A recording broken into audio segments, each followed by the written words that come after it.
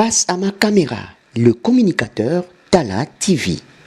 Voilà, chers téléspectateurs, salutations à vous tous, chers internautes, chers abonnés de communicateurs Tala TV. Vous êtes nombreux à nous suivre. Ici, nous sommes précisément à la paroisse Bienheureux Isidore Bakanja, Bomassé Kambote. Là, c'est l'église que la paroisse utilise tous ces temps. Et vous voyez de l'autre côté la cure. Et ici, c'est la construction de la nouvelle église paroissiale. Et nous sommes venus ici pour rencontrer le Père Emmanuel, qui est serviteur de la charité et curé de cette paroisse. C'est avec lui que nous allons faire un petit entretien que vous allez suivre tout à l'heure. Moi, c'est votre camarade Vital Landou, administrateur de la chaîne Le Communicateur Tala TV. Abonnez-vous massivement. N'oubliez pas de vous abonner. C'est une manière de soutenir notre chaîne qui est là pour vous livrer plusieurs informations de l'église, ainsi de suite. Et puis donc n'hésitez pas de vous abonner et vous constatez ici les travaux qui sont en train d'être réalisés, la peinture pour renouveler un peu la beauté de la paroisse. Et tout à l'heure, chers internautes du communicateur Tala TV, nous allons parler avec le Père Emmanuel, serviteur de la charité, le curé de la paroisse Bienheureux Isidore Bakanja. Aimez notre vidéo. Commentez, mettez votre nom, comme ça nous saurons ceux qui nous suivent. Et non seulement commentez, partagez à vos amis et aussi abonnez-vous. Appuyez juste là où on a écrit s'abonner. C'est une manière de soutenir notre chaîne. Merci beaucoup. Tout à l'heure avec le Père Emmanuel. Face à ma caméra, le communicateur Tala TV. Voilà, Père Emmanuel, bonjour. Bonjour. Vous êtes en face de notre caméra et nous venons vous poser quelques questions pour découvrir un peu la paroisse Isidore Bakanja.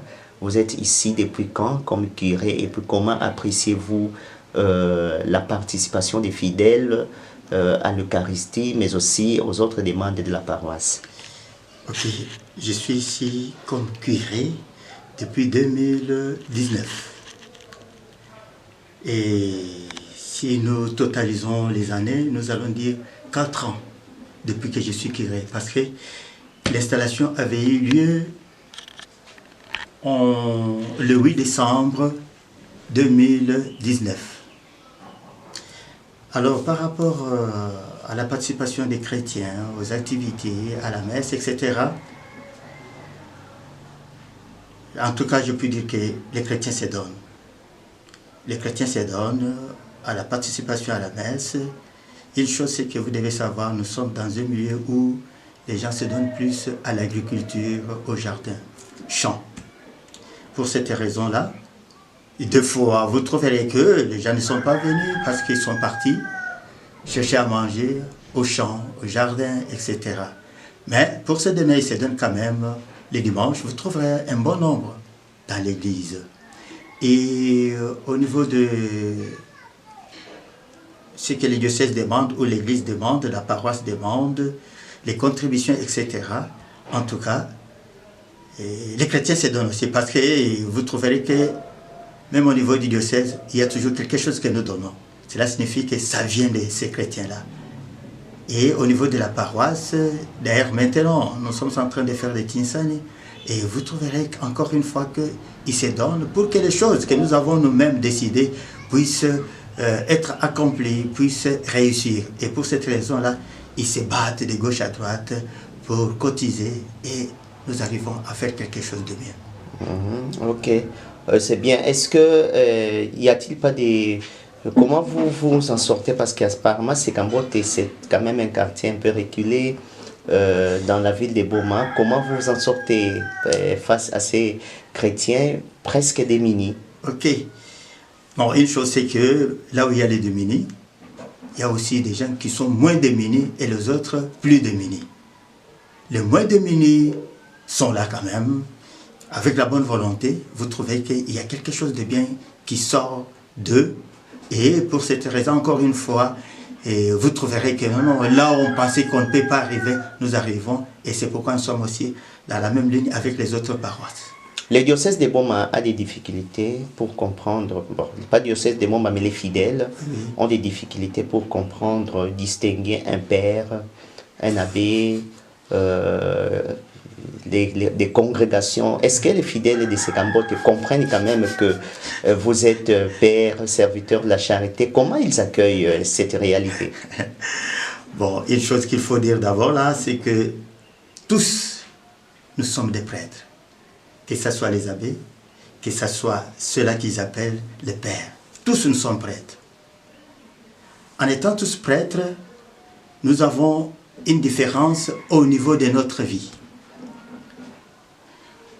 Ceux-là qu'ils appellent pères, comme nous, serviteurs de la charité, nous nous différencions des abbés parce que nous avons émis de vœux. Nous avons émis de vœux de pauvreté, de chasteté et d'obéissance. Mais les abbés n'ont pas fait ce vœu-là. Ils ont fait la promesse à l'évêque. Et c'est pourquoi il y a cette différence-là. Mais sinon, pour les services à rendre en étant prêtre, nous faisons la même chose. Face à ma caméra, le communicateur Tala TV. Voilà, la paroisse de Sekambote n'a pas une belle église jusqu'ici. Nous constatons la construction. Qu'en est-il avec cette construction? En tout cas, mon cher Vital, ça c'est un casse-tête dans le sens que si vous regardez derrière, d'ailleurs il y a déjà une émission que nous avons effectuée avec vous, où j'ai parlé de ça, mais les chrétiens de Sekambote sont déterminés.